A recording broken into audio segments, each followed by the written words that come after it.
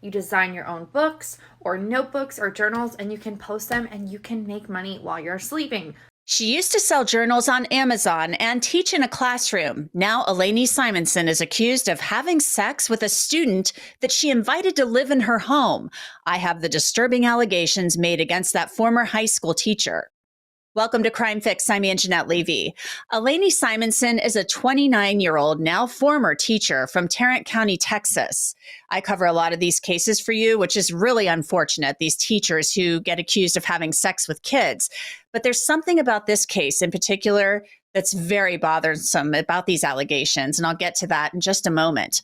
Simonson was arrested and charged on December 13th with improper relationship between an educator and a student and sexual assault of a child in Grapevine, Texas, outside of Fort Worth. Police say in September, they got a report that Simonson had had sex with a former student who was 16 at the time. The student was from Honduras, according to records, and living with his uncle, who would be moving out of state. So his teacher, Alainee Simonson, invited him to move in with her. The student's mother, who lived in Honduras, allowed it. An arrest affidavit says 2 weeks after the teen moved in with Simonson and her family, she began having sex with him, despite him telling her he didn't want to do it. Police say the then 16-year-old feared that Simonson would use his immigration status against him. He told police they had sex more than 40 times. Police say Simonson sent the student a nude photo highlighting a tattoo she got with the victim's name on it. They say that she confirmed she had the tattoo containing the student's name. The affidavit says Alainee Simonson denied having sex with the student. Simonson used to have a TikTok account called Lainey's Library. She sold journals on Amazon and talked about her love of reading. She had been an English teacher. Simonson worked at Killough High School, which was part of the Louisville Independent School District. The district released the following statement. The district, law enforcement, and child protective services investigated reports of concerning behavior by the teacher, but were unable to substantiate an inappropriate relationship between the teacher and a student at the time the concerns were reported. The teacher was immediately placed on administrative leave and submitted her resignation in February 2023. She was employed at Killough High School beginning in August of 2022. Alainee Simonson is accused of a sex crime, so I thought I would search her on truthfinder.com to see what would come back. Truthfinder.com is one of the largest public records search services out there.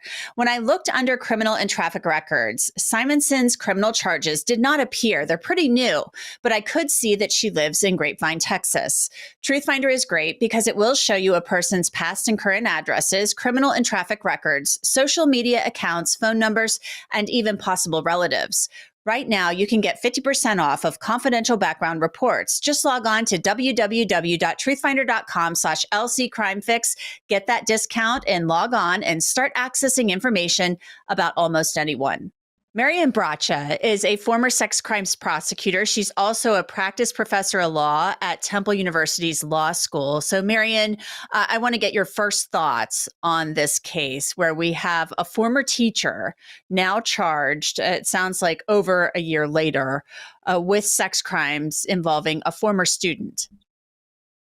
Well, what a violation of trust, and what a violation of a position of responsibility and authority and caregiving for a teacher to have taken advantage of a relationship in that way, assuming, of course, the charges can be substantiated. But at first blush, you just say, what a violation of trust. Yeah, she told police in an interview, according to the documents, that this wasn't true. She didn't do it.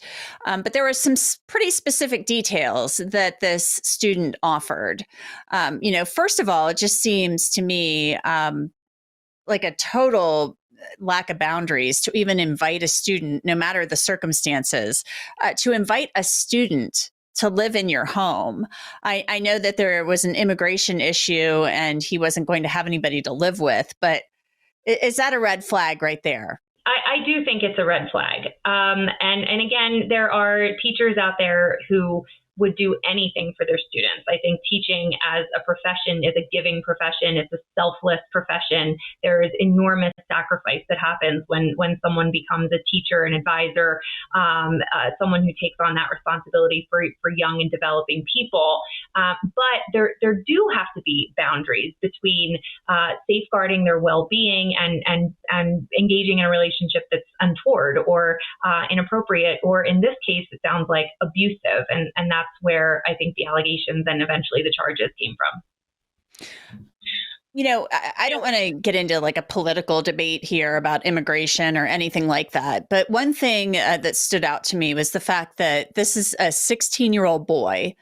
And, it sounds like there was an issue with his immigration status, whether he was here legally or not. We don't know that piece of the puzzle, but he was concerned that, according to what he told police, that this teacher, if he didn't do what she wanted, would possibly use his immigration status against him because his uncle had moved and, he didn't have anybody to stay with. And his mom is in Honduras. So, I think we can assume maybe he wasn't here legally and he's here in the United States living with an uncle and getting an education. That to me, wow. We don't know if potentially she said anything to him about that, but yikes. That seems very kind of predatory. I mean, the whole thing sounds predatory, but to bring in the immigration status, that's really kind of terrifying to me. I agree that it sounds predatory. I agree that anyone who listening to this set of facts would be horrified and revolted by a threat or something about immigration being used as motivation or fodder for victimization. I think that the statutes, and of course every state has a different statute for sexual abuse or child abuse or sexual exploitation, but the Texas statute also envisions forcible compulsion or assault by force, a sexual assault by force, to include psychological factors. So if there was some kind of psychological manipulation or some kind of threat or coercion that the defendant engaged in, like I will report you or I will this will affect your immigration or your residency status, that may qualify under the statute as a form of compulsion or a form of coercion that would qualify as non-consensual sexual conduct. I've covered a lot of these female teachers who are accused of having sex with students, and it feels like more and more we are hearing about females. For a long time, it just sounded like we were hearing a lot about male teachers accused of sex with female students. Now it just seems like every other week or so, we have a new female teacher accused of sex with a student. What's going on here? Do you have any feelings on that? I mean, are we just becoming more aware of it because of maybe social media and things like that? Or what are your thoughts? I am hoping that we are becoming more aware of it because we as a society are creating safer spaces for male victims to report. I think we have seen the stats from the Bureau of Justice that about 1 in 9 adolescent females are sexually assaulted. I think it's around 1 in 20 males between the ages of 12 and 17 are sexually assaulted at some point. So of course the frequency of it is greater for females than for males. But of course, this is also a place where we can stress that survivors of sexual assault or targets for sexual assault can be any gender. Perpetrators of sexual assault can be any gender. So violations like this are not drawn across boundary lines if there are gender boundaries.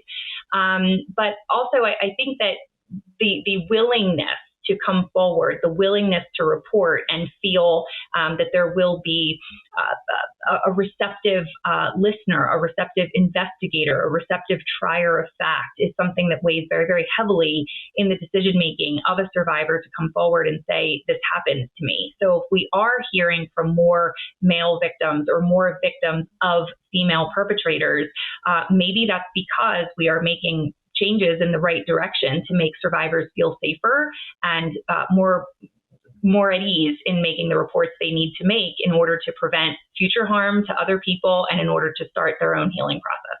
Back to the case at hand here, Marian. This student is a little older now, so maybe this is part of the reason he came forward. The police are saying at this point, they don't believe there are any other accusers out there. However, they put a message out on Facebook in Spanish and in English saying, we don't think there's anybody else out there. Obviously, the police are thinking, okay, this was easy access. The student was in her home. And it sounds like, there were other family members in the home too, which is astounding to me. So they don't think there may have been other students involved in this, or that she targeted other students allegedly. But what is interesting to me was that the school district, it sounds like, had some inkling that, something was going on, because she resigned her position before the end of the school year. So they looked into it, but it sounds like they couldn't verify things 100%. So what are your thoughts on that? Yeah, I was interested also in the timeline, because I saw that she had been suspended. She was administratively suspended and then resigned shortly thereafter. And I believe that was in the spring. It would have been the spring semester of 2023. And if she was just now charged, just recently, within a few days charged, then Texas authorities would have taken more than 18 months, about 19 months, to investigate these claims. What I am wondering in the interim is how much involvement did the school district have? How much participation did the school district have with the investigation? Obviously, school officials, teachers, administrators, school nurses are mandatory reporters. So if they get reports of any kind of abuse, physical abuse, sexual abuse, any kind of endangerment of a child's well-being, they are required to report. So what I would be interested in knowing is how soon after that school investigation and the teacher's resignation last spring, was there contact between the school district and law enforcement officials to participate in the investigation and share any information that the school may have gleaned in its own internal investigation? Yeah, it's interesting. It would be interesting to know if there was ever any contact there. But, the student, the former student, I guess, eventually, in September, reported this to law enforcement. So it would be interesting to know more about the timeline and what was going on there, and when this student actually left her home. Because wow, there's just a lot going on here.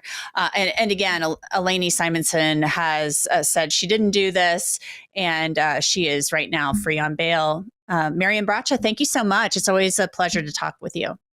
Thank you for having me, Angenette. Thanks so much. And that's it for this episode of Crime Fix. I'm Angenette Levy. Thanks so much for being with me. I'll see you back here next time.